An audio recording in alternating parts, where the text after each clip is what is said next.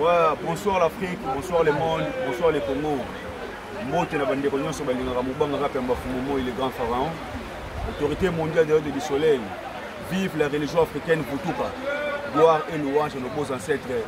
Fumukimbangu, Fumukimbangu, Fumukimbangu. Bandeko na ngai lelo moi solo to kobeta na bino lelo ezali bongo otobengi analyse biblique.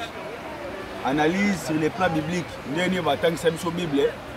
Nandeke biso to ndime la Bible, nandeni tozali ko sala la Bible. Est-ce que makamu o ba biso na Bible, eza yango wana nde Bible comment? To eza lokuta moko boye bayaka po ba escroquer biso ba ini. Premièrement nanu na vie physique ya Jésus. Yesu. Ba biso que non Yesu abotama na molimo mosantu. Mais totangi science biso nyonso na kata biologie ba biso pour moi na aya na mukili formule wana eyebana bato nyonso bayebi yango. Il faut papa azala na mama azala. Papa apesa spermatozoïde, maman apesa ovule, nde eko créer embryon oyo akokoma fœtus pe lobi akokoma bébé. Trois étapes ya évolution ya mwana. Yango wana sans spermatozoïde mwana kobota maté. C'est faux. Mais Bible biso que moi si moko boye depuis mukili zala mukili zaka na moi si moko o azoka zemi ya molimo mosantu. Mobali tembe tchaka zemi. Wala lukuta. Mais Bible etangeli biso bande kwa Yesu awa. Bible est affirmé que Yesu azali mwana ya Joseph na Maria. Soki boche tembe botanga na Matthieu 13 53 à 55. Bible yango yo nouveau totanga ona bino awa 53 à 55 bomona famille ya Yesu papa na ye nde batangi awa mama na ye nde batangi awa na bandeko ne ya basi ne ya mibali. Yesu babota bango 7 ye mwana liboso na baleki na ye na sima azana deleki ya basi batangi bakomola bango awa. Lecture yango Matthieu 13:55 au Nouveau Testament ngatem na komi makambo. C'est fait. Balobi awa dans Matthieu 13 53 à 55. Lorsque Jésus eut achevé ses paroles, ils partirent de là, s'étant rendus dans sa patrie. Patrie est un pays dans sa patrie. Il enseignait dans la synagogue. Donc synagogue c'est une église. De sorte que ceux qui l'entendaient étaient étonnés. Et en disant, d'où lui viennent cette sagesse et ces miracles? N'est-ce pas le fils du charpentier? N'est-ce pas Marie et sa mère? Jacques, Joseph, Simon et Jude, ne sont-ils pas ses frères? Et ses sœurs, ne sont-elles pas toutes parmi nous? D'où viennent donc toutes ces choses? Yesu dans la synagogue, bandi koteya, na ba meka bandi kosala. Batu ya veni na bango, batu ya secteur na bango, batu ya commune na bango bazo kamwa ye, pa ba yebi kazaki mwana ya ndeko na bango ba yebi. Ba comme le ko se moquer na ye. Mais au moins les charpentiers. Au moins maman moko boy. Mais on ndeko ne kutu. Yesu azaki na famille. Bazo tanga ba ko ba sere na ba ndeko ne awa. Mosu ko jouer lokola mutu moko boye nzambe. Il n'est pas Dieu. Voilà première analyse. Il y a fait comprendre bien que Yesu azam abotama molimo mosantu te. Abotama na papa na mama pour ba ndeko ne batangi bango na ba sere na ye batangi bango. Yesu mwana liboso parce que Maria bota 7 enfants. Yesu mwana liboso. Salomé mwana mibale azam mwana mwasi. Myriam mwana misatu azam mwana mwasi. Jacques mwana ya 4. Simon mwana ya 5. André mwana ya 6. Na Jude mwana na suka 7e. Donc Maria a mère de 7 enfants. Ce qui est en Israël lelo na Galilée, Israël zo vandaka. Tout le monde famille biologique ya Yesu ti lelo zalaka parce que ndenga nazaka piamba boye ezanga te muna bandi komba kapiamba bakapamba banda depuis ba année bala 800 bala 900 bakapamba bazala déjà lesinga peto na bota bana nanga jusqu'à seke ngolo bakeno komba bakapiamba ekufa te ekozalaka de génération à génération nde komba ba Yesu peza ali so boke na Israël bokota famille na bango ezalaka aza mutu boye bake abotama na papa na maman physique toye côté ya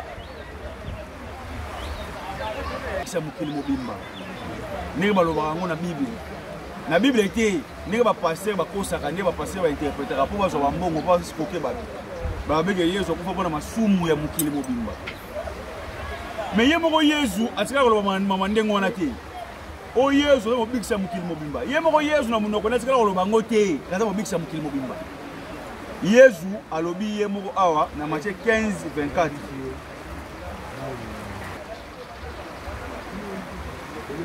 alobi awa na Matthieu 15:24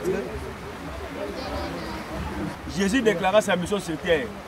Matthieu 15:24 je n'ai été envoyé qu'aux brebis perdues de la maison d'Israël. Matthieu 15:24 Jésus déclara sa mission sur terre. Je n'ai été envoyé qu'aux brebis perdues de la maison de l'Israël. Et dans l'histoire, on peut awa. Pour vous dire bien, vous bandez Matthieu 15, 21 à 24. Parce que vous voyez l'histoire, on a bien. Tout le monde a Jésus a se promené, quand il se promené, à un territoire il a tiré de Sidon.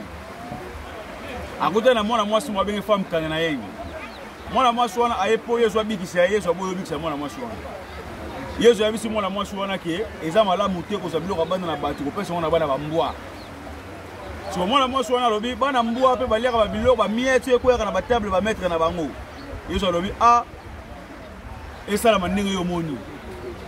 Siko so Yesu ki mobikisa mukili mobimba. Pourquoi traiter ki mwana mwasi wana mwana mbwa? Le robo ba gete ezali pour la foi ya mwana mwasi wango. So tant à côté de juif on est aveugle. Pourquoi tu ne gagnes pas question là? Abik ça game bala moko. Parce qu'il ne connaît. C'est clair, Jésus m'a déclaré une mission avec Obik Sarah Bana Israël. Avec Obik Sarah qui m'a battu. Matthieu 15:24. Pasteur ah, on va venir à biso ba païen. Les singani na boye ba tebele ba beke ngana na païen. Mais Jésus a boye battu biso ngana na païen, Jésus a boye battu na kolo sango. Avec ke bote ba païen te. Matthieu 10:5. Regarde la Matthieu. Tu peux savoir le verset. On n'a pas, hein? Si vous avez un été, est-ce que vous avez un peu? Il y a beaucoup de choses à boire. Si vous avez un peu de si vous avez un peu de si vous pensez que vous avez un peu de moïno, c'est moi, Jésus, vous avez un escroc. Pour moi, Jésus a boire qui m'a ramboana. Jésus a joué mission de 12. Autant Jésus appelle ça 12 apôtres mission. Voici le nom des 12 apôtres de Jésus. Le premier s'appelle Simon. On va bien comme Pierre. Et André, son frère, et Jacques. Donc Jésus, donc petit frère de Jésus, apôtre à Jésus. Simon. Na André, donc André, na Jacques, il y a 4 bouts. Na otia sama fumukibangu, dende ko na ngai ba kombe ba apôtre na ngai. Boye ba ngo parti de Jésus pas na petit frère na yemi balé ba disciple na ye. Mo o liboso comme na ye. Simon o abengi Pierre. Après André, frère de Jésus. Na Jacques, fils de Zébédée. Et Jean, son frère. Philippe et Barthélemy. Thomas et Matthieu. Jacques, fils d'Alphée. Thaddée. Simon les Canaanites et Judas l'Iscariote. Judas l'Iscariote c'est le tekara Jésus. Asko ba disciple badini ba mission na ba instruction ils ont appelé ça apôtre na. Tels sont les 12 que Jésus envoya après leur avoir donné les instructions suivantes. N'allez pas vers les païens. N'entrez pas dans la ville des Samaritains. Allez plutôt vers les brebis perdues de la maison de l'Israël. Jésus a dit à l'apôtre, n'allez pas vers les païens, n'entrez pas dans la maison des Samaritains, allait plutôt vers les brebis perdues de la maison de l'Israël. Donc, il y a un Jésus qui va porter les brebis perdues à Israël. Mais l'autre, comme moi, parce que dans l'église, Jésus a sauvé l'humanité, aussi longtemps, il y a une mission, à bout de la Guinée, ça m'a dit qu'il n'y a pas de race moussoussou. Et c'est escroquerie. C'est escroquerie. Il y a un moment où l'Afrique est avancée, parce que l'Afrique est démêlée le Kouta, l'Afrique est démêlée le Mouzoba.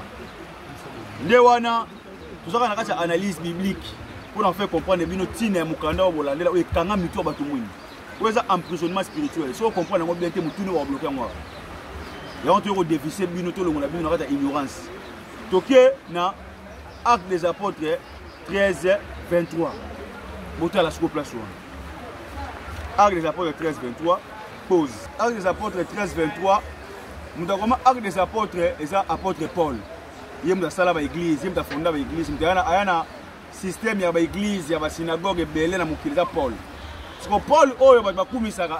Paul alobaki boy, Paul donc c'est boy. Paul yemo azolo ba bien que Yesu batindeka pona bana Israël. Paul mtelobaka. Paul akoma lokwa après Jésus na Paul. Ni ba chrétien ba komisa Paul. Komisa na niveau moko boy na ndenge moko boy. Yemo Paul awa alobi bo ma mususu. Boka Paul alobi. Paul alobi awa, dans Acte des Apôtres 13, 23, alobi, c'est de la postérité de David que Dieu, selon sa promesse, a suscité à Israël un sauveur qui est Jésus. Avant sa venue, Jean avait prêché le baptême de repentance à tous les peuples d'Israël. C'est de la postérité de David que Dieu, selon sa promesse, a suscité à Israël un sauveur qui est Jésus. Avant sa venue, Jean avait prêché le baptême de repentance à tous les peuples d'Israël. Est-ce que Jean avait prêché le baptême de repentance à tous les peuples du monde? Aux Africains? Non, à tous les peuples d'Israël. Israël est un mot qui est dans le Moyen-Orient. L'ambassade est dans Gombe, dans la ville. Si on est Israël, on joue passeport, on a un service à l'immigration, on a un droit touriste. Avec Israël, on est paradis, on est Mokanzambe. Israël est dans la guerre contre Sikoyo. Israël est un pays. Si on sauve un bangon de Onzambalaka qui est Jésus, il y a un moteur qui est un juif. Ils sont africains. Alors, il y a un Azaliko ya Zananzela, Kolo Yesu akomina nute bandeko bosibo lembi, Azaliko ya Zananzela. Yesu ayaki déjà. Tant po nani Jean-Baptiste a prêché baptême à repentance, voilà ma Kolo Yesu Zananzela. Mais tant que Yesu aye, ba côté na mai, puis je été mené les pécs. Aya déjà, je vous dire moi la monde. Folie. Ça c'est la folie. Vous comprenez que Jésus a rappelé à Bana Israël. Israël est appelé Mboka, ils sont en Congo, ils sont en Afrique, ils sont en Banda d'Afrique. Analyse biblique. Je suis Robert Alelo yango to analyser Bible. Likambusu ya okamwa, ba bisa biso ko yeza c'est quoi? Et loko suko esala ke ba croire na Yesu yango wana. So bo sala décision na mutu. Eza na mutu moko tie. O mabele melaye. Mabele sanza Yesu. Yesu bimana nzoto bwa kena nango. Oh, ndeko na ngai. Avec le français, c'est la mythomanie. Donc, invention du mensonge. Ou avec en français, la mythomanie. Donc, invention du mensonge. Pierre, nous avons Jésus. Ou avec Simon, apôtre à Jésus, bien aimé. Il y a Jésus, azoloba bien que Jésus a koufa kana musuni. Assez quoi Pierre, nous avons bien. Allez, yo pensez que c'est quoi l'autre oya yo akena na ngona likolo. Nous avons un verset pause. Ah, tu es dans 1 Pierre 3:18, ndenge apôtre Pierre a expliqué biso par rapport à la résurrection, ba ko sara ba trouver ça c'est quoi. Ici nous allons analyser Bible. 1 Pierre 3:18. Christ aussi a souffert une fois pour les péchés. Lui juste pour les injustes. Afin de nous amener à Dieu, ayant été mis à mort quant à la chair, mais ayant été rendu vivant quant à l'esprit. Donc Jésus a koufa na musuni, bakundaye, tomone ya ezali, ba archéologue juif, ba teko découvrir mon Talpiot. Talpiot ya loko la moko ya ba province oza likolo ya Jérusalem. Genre neti mutu neti ngana ki sasa boye na déplacement na ke bandundu na ke ba Congo ne be talpote yali. Siko Yesu akufa bakunda ye. Molimo ya Yesu nde ebima ezo vivre na monde spirituel. Il est vivant spirituellement mais physiquement il est mort. Comme Fumukimbangu, Tango Fumukimbangu akufa le 12 octobre 1951. Après le 15 octobre, après 3 jours, Fumukimbangu abimela ka mama Mikala Mandombe na Maya Loa. Mama Mikala Mandombe asima Fumukimbangu pe boyi. Mais ça qui Fumukimbangu te ya Fumukimbangu, et ça qui esprit ya Fumukimbangu nde aparetaki et bimela ki bato belé na jour wango. Après molimo ngo e kozonga, po ela sabino ke non na musuni na zana bino susute, mais na molimo na zana bino. Et ça ne peut pas Fumukimbangu. N'est pas Yesu salamaka. Parce que non mona Yesu eka ba potre na ye. Tango Paul à na Corinthe, na Grèce, à Yesu vivant, il est resté parmi les morts. Batuni Paul, wapi Yesu. Oh, il est avec toi. Azawapi. Batwakase Paul azawa li boma ba beteke ba mbata ba ba banga. Il est vrai que Yesu est vivant spirituellement. Yesu est vivant physiquement. Il est là-bas, il est là-bas, il est là-bas. Par rapport à l'apparition, il va apparaître. Si on apparaître awa kekuna, l'apparition on a des choses comme Paul. Paul a comme comprendre le roi Jésus en salive vivant, mais va apparaître la plusieurs fois. Non, il est mort et enterré, mais son esprit qui est vivant. C'est pas moi qui ai écrit ça, mais c'est Pierre lui-même qui raconte l'histoire de son maître Jésus. 1 Pierre 3, 18. Vous avez vu? Ça c'est la Bible. C'est fait. On a un problème sérieux. Il y a un parce que tu crois na farfelu. Tu crois na bozoba. Bible est mal interprétée. Là on a Congo, tout le monde a comme un pasteur. Alana la mouki, le roi attend un français. Azana mo ba méditer quelques versets bibliques. A comme un pasteur. A comme un pasteur était pour ça nini. Pour atteindre la vérité, a comme un pasteur pour aller escroquer rendre bino, c'est un escroc. Il y a un moment na matière na bango zaka, il va na miracle. Okobonga okozwa musala tata mwasi na mlazo lokayo noko akanga boye zongisa boye sikoyo nani alokaka na Goma parce que na bato bakufa na Goma chaque jour ba violer maman na ye ba violer batini mwana alala maman na ye na misu na misu ba petit frère na ye mambo sama na Goma na est kuna sona alokaka kuna. Le problème à Congo là problème moboye spirituel ba Congolais faut comprendre que so de bi Fumukimbangu te. Ils ont pas ce monde clair. Parce que Fumukimbangu est le révélateur des choses cachées. Si on a un combat Fumukimbangu il est le rénovateur, le révélateur des choses cachées. À refaire comprendre qu'il fonctionne. Par exemple, il faut aller à Mukilo Yavandi. Et c'est comme Banga Banga. Oh, Mami Wata, Bablu Wayla, Sirène. Oh, Mami Wata. Babilo kwana babetela ngoka bana mike bana maternelle bana primaire. Donc on a autant en classe, on a besoin mami wata bana ba classe. Wa se retourner ba primaire. Maintenant mami wata bana université te. Pe kombo ya mami wata ya kombo ya la lingala te. Mami wata na anglais. Eza laka Walter Monter Walter. Engoloba mère de l'eau. Siko quand e bani ko changer Monter Walter et comme sikoyo Mami Wata. Donc Mami est dans la langue. Nabiso Mami est dans la langue Nabiso. Mami est dans la langue Nabiso. Wata wana suko eza banani ba béninois. Nde suko nde ba tia suko na ndenge wana. Mais eza Monters Walter. Donc la mère de l'eau. En plus Mami Wata wala ma beti. So banga Mami Wata bolo wala mituna Mami Wata ba démonter. Ba sala wa ma beti. Ba Mami Wata baza ba inspirateur ya baza ba gardien de l'eau. Ba esprit ba sala ba pour vivre na mai. Le tout monde ba carte. Ba carte les esprit du ciel. Ba milimo ba vanda na mupepe. O ba inspirer ba sala ba ni ba avion parce que avant de d'abord on fait ça le roi ndé ba tamba likola mai.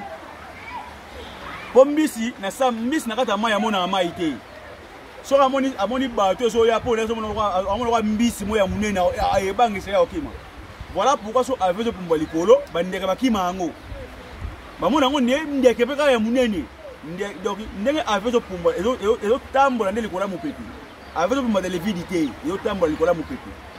ndebe ndeka pour aller voilà mon peuple de ba mami wa ta ma bete mundela benga ba sirene asa la ba dessin animé asa la ba kitoko déjà mona mami wa ta dessin animé liemu ya ba mindele mais bino siko ba tumundi ba bangisa bino réalité ba bangisa bino normal mwana mami wa ta be existera te biso benga bango bisimbi to benga bango ba matungulu to benga bango ba anza to benga bango mikishi to benga bango ba mwimpe na langue na biso mami wa ta ezali malformation ya langue mo boya anglais et puis en anglais bengo lo banaka la mer de l'eau maman wa vana na mai c'est pas final mami wa ta mutema mabete donc bolongo la ko banga na mitu na bino do mami wa ta ba diamant biso ba diamant to yebi angote eza blo na ba mindele africain au moins ni pas kanga mutu bien moi so bani ba ko banga mingi ba bangisa ka mutu ba bile l'ennemi de l'homme c'est la peur biso ko banga za kati na omoko.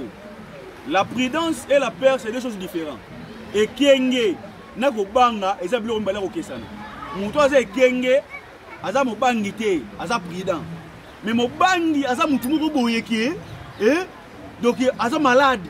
La peur, c'est être malade. C'est différent d'être auto bengi prudent. Donc l'autre moto ça là, analyse. Les gens vont te bien comprendre bien pour dans le but que mami wa ta wa mabete. On interprète on a ndenge na bango c'est mutu aza ndenge nini te ngata ko expliquer bino la réalité des choses. On a l'esprit du ciel bazali, l'esprit mon peuple bazali. Parce que le monde est divisé en 4 parties. Et ça monde aérien ezali otobenga monde anaérobique, monde avec l'esprit mon peuple. On a monde aquatique, ba esprit mai pe bazali, ba baleine, ba ngando et consort. Baza gérer na ba esprit na bango, o ba gérer wana. Ba mami wata on to bengi pour faire comprendre bien pour mami wata ranete mais ça va génie de l'eau mili mo mai ni mami wata existera te na compagnie ka mo wana pour la compréhension na bino dona mili mo pe ya mabele zali mili mo sa mabele zali voilà donc on le baké o te pour pas contre la mami wata ka mabete na bien on susu celui là au banga itali bande ko na ngai autre hôtel Sabino Yangwana, il y a autre benga bandi kubwana que les joueurs africains futuka pour jouer enseignement à noblesse, évolution mentale, eux ko kolisa mitu na mino lobi pour banga sou mukilité. O comprendre mukili pour ba nous a mettre à mukili. Oyo, c'est un emprisonnement spirituel, ba kanga mitu ba africain a nakata buzo ba benga Bible. O moni buzo ba o ba benga Bible. Ne kanga mitu ya banwa, banwa ba ko so réfléchir parce que tout le monde a bloqué. Bible est mal interprétée. Parce que quand la Bible, quand le Kambu ya Bible, alors que non, aya pour na brebis perdue à Israël. Israël est un mouton comme Jacob. Azamon est Isaac. Isaac azamon Abraham. Abraham azam Ndele. Israël wana azali polygame. Abali 4 basi, abali Rachel, Léa, Zil, Panabila. Baboti 12 bana d'Israël. Alias Jacob. De ba kesa la tribu na bango basala sala wana. Siko yoza muluba, oza mutete, oza Camerounais. Aux hommes de Baoulé, Côte d'Ivoire, Bamileke, Cameroun, qui Anka, Ghana, aux hommes de Malenki, na Guinée, aux hommes de Ouagadougou, aux hommes de Sikalo Sozali, nous avons une tribu de Bamileke, Nakata Bibi, pour la Bino Cameroun. Nous avons une tribu de Baoulé, Nakata Bibi, pour la Bino Ivoirien. Nous avons une tribu de Malenke, Nakata Bibi, pour la Bino Guinée. Le gars a vu son tribu à Yoruba, n'a pas sa Bible pour la Bible nigérien. Le gars a vu son tribu à Congolais, n'a pas sa Bible pour la Bible Congolais. Le gars a vu son tribu à Colchidien pour la Bible égyptien. Parce que le peuple colchidien existe. On va dire noir, il y a les Kala, on va dire Kamit, n'a pas d'Égypte antique, on va dire